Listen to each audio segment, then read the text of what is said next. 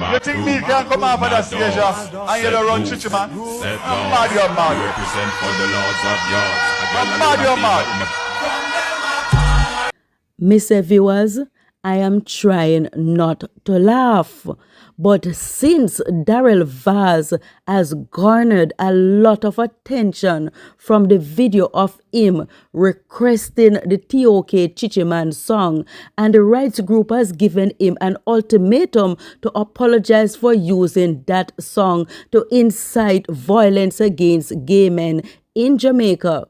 Taking into consideration that we are a homophobic society, it has ignited many people who are against homosexual to reiterate their stance and voice their opinion, like this man's skit.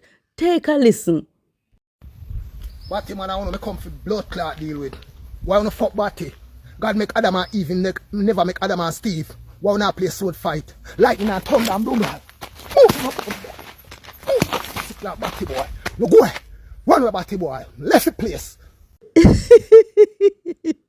Yes, viewers, that is reality.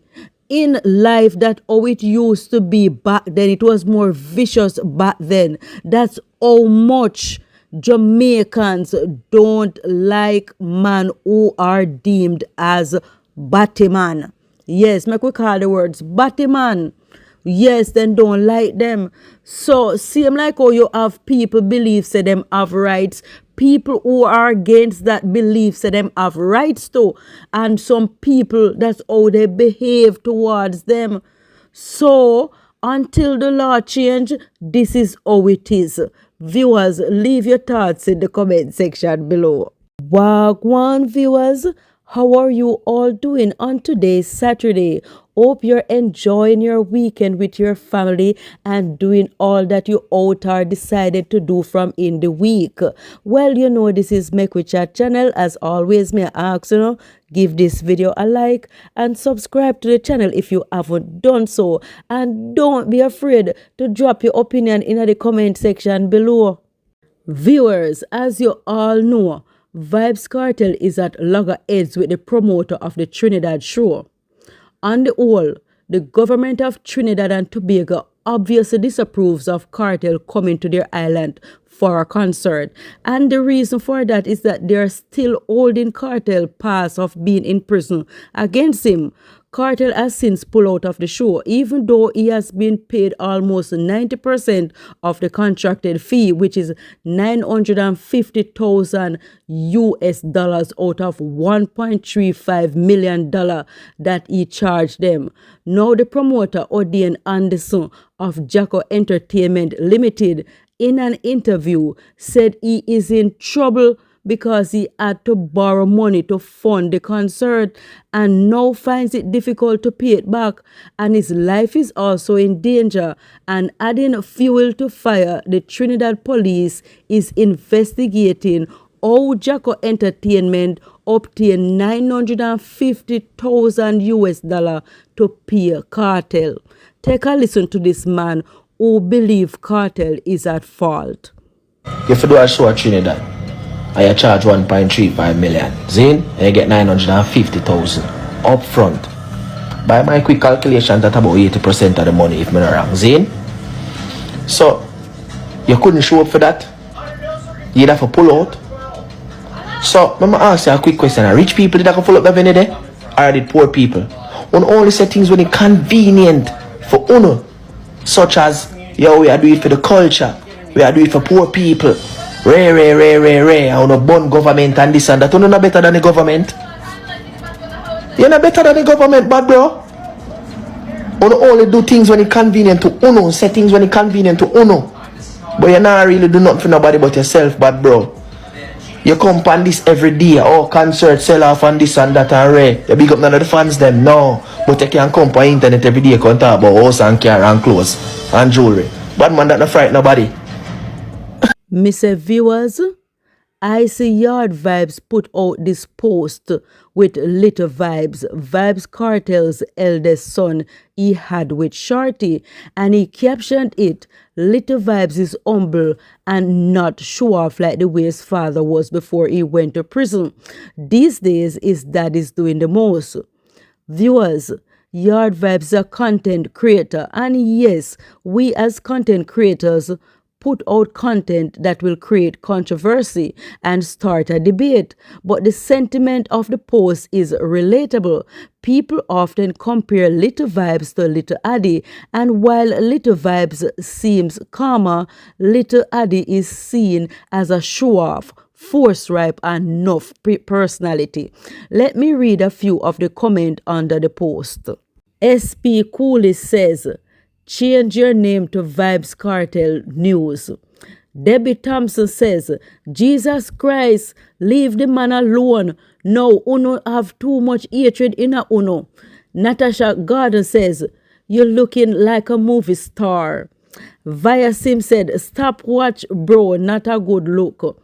And then Shirley Noel says, Shorty trained them well.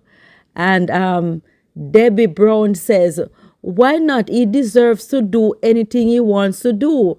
And something that Sean Gaza said, Cartel was not showing off, but he was seen because it was his peak time. His peak time then, right? And then Orlando Jack says, true, he is humble.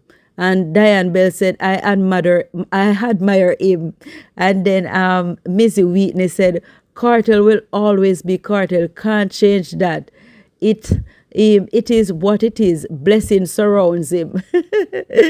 And Gavina Garvey said, this one is so humble, true talk.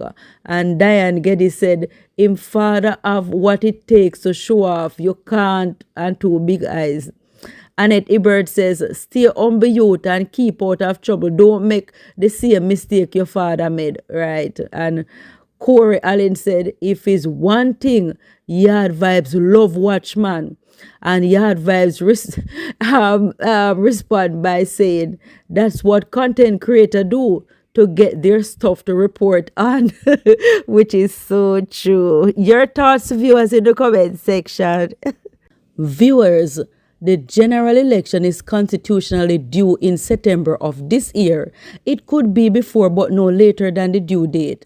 And by the obvious look of things, the political landscape is eaten up with frequent outbursts of soundbites with issues pointing blame vice versa to broadcast over mainstream media and social media. Both political parties are enthusiastic about their own party and their party's candidate. The leader of the JLP, Andrew Holness, and the leader of the PMP, Mark Golden, are talking tough and throwing shades at each other as the date draws nearer and nearer to the general election. Take a listen to both leaders throwing shades at each other as they address party supporters. Well, I pray to God to continue to keep me and the Jamaica Labour Party firm and strong.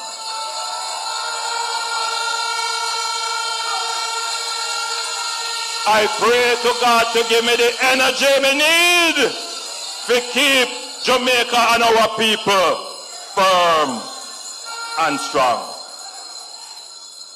Now, I hear that they are going to have protests for manufactured rage and crises that don't exist. Well, I want every Labourite to protest against this hypocrisy tomorrow.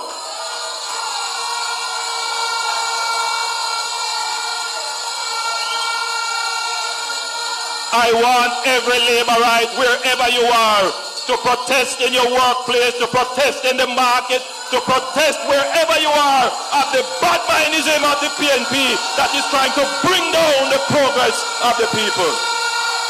Stand up, Labourites. Stand up for justice. Stand up for truth. Stand up against the PNP.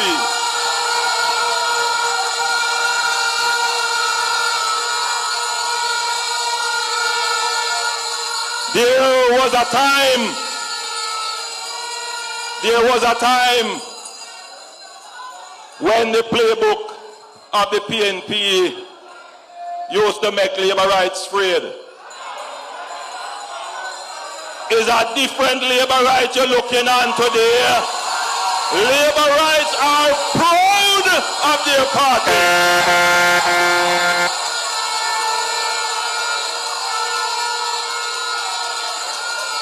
I don't care how they go and like them said them have demonstration to demonstrate against bad mind.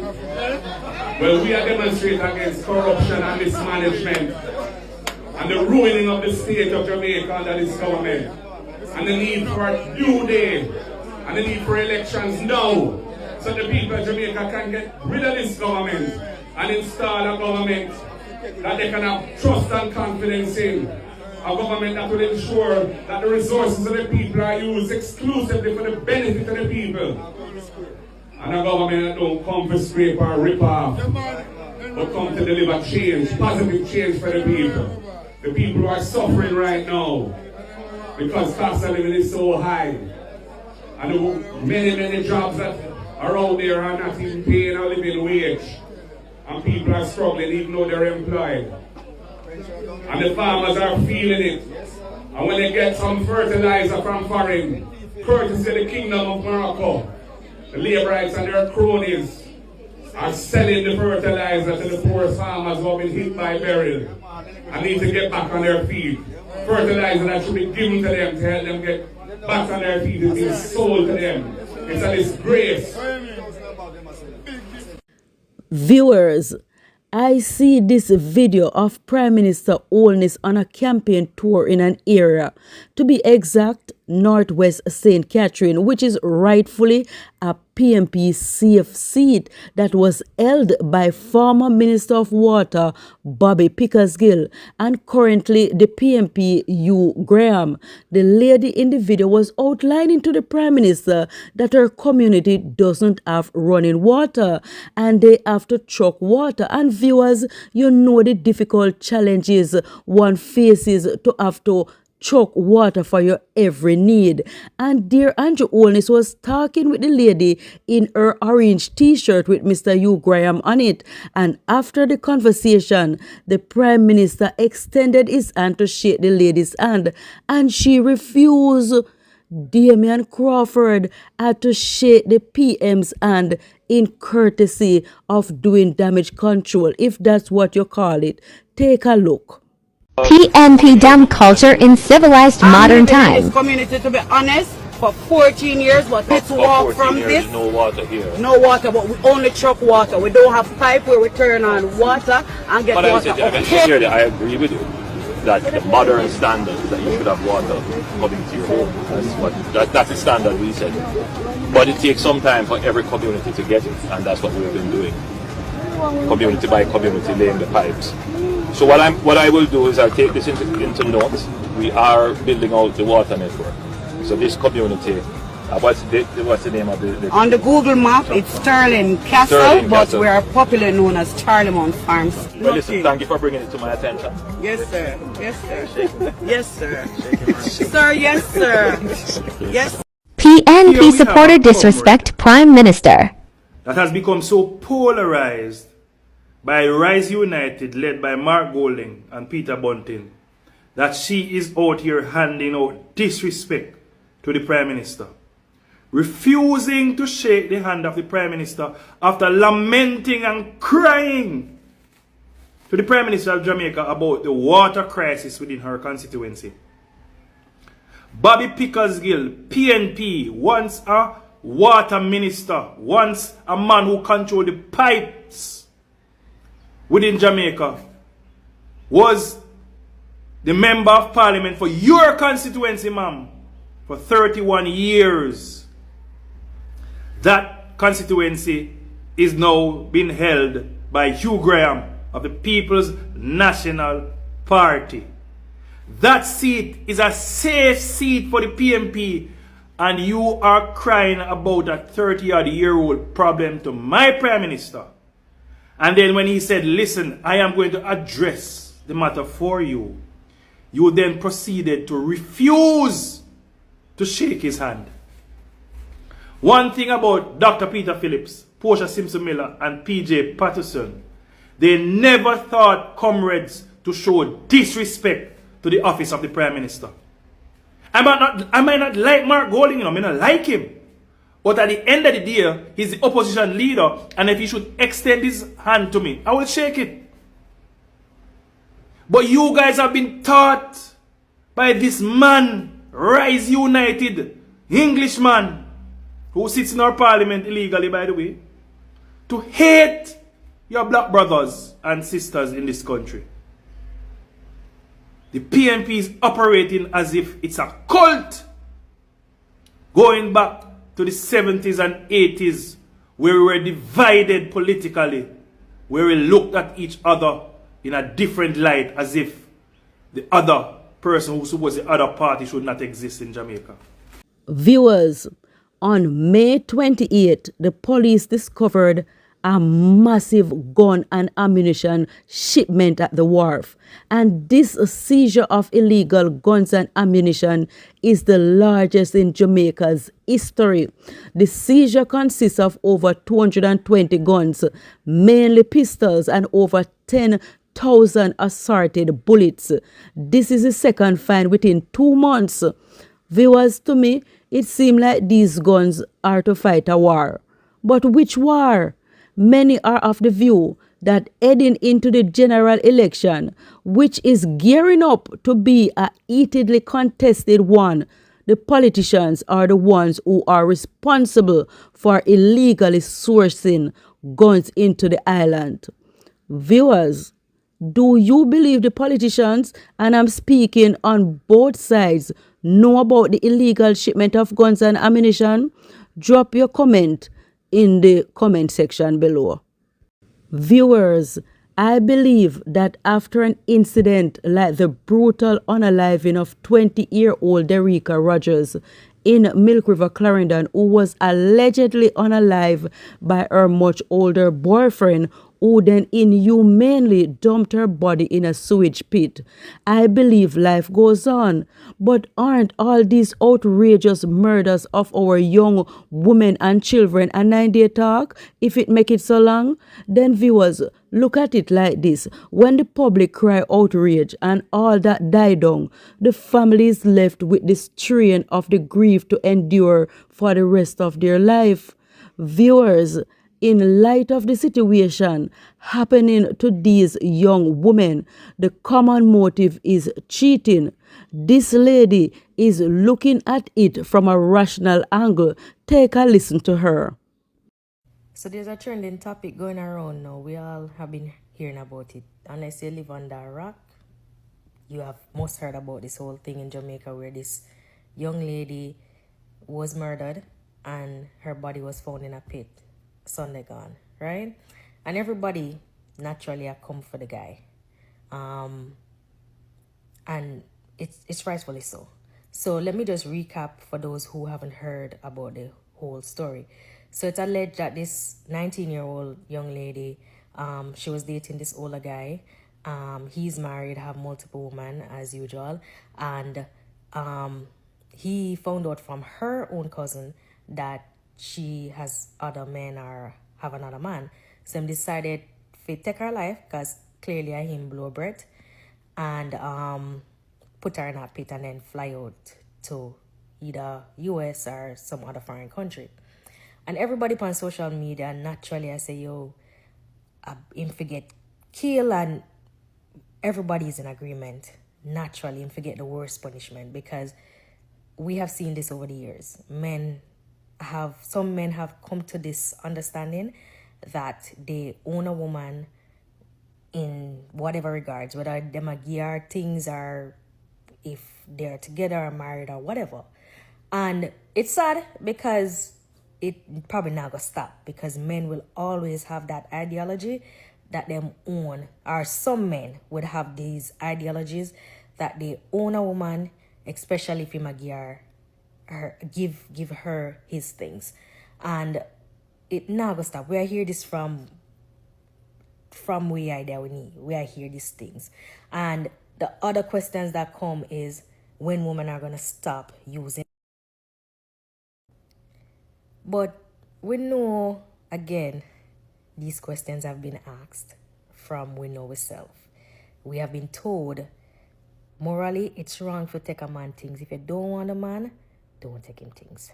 And even if you have never heard this from your parents or your grandparents or whoever growing up, you would have seen women being killed over the years by men based on different circumstances. Whether she cheat, whether she give him jacket, whether she take him things and I want him, all of those things. And we look out against it. We say the man for dead, and we most often he dies, whether him kill himself or the community kill him. But may I ask this question though, a caveat to this whole thing. When will women start taking accountability? Because I'm not going to ask a question, when will women stop using men when they know the possible outcome is this?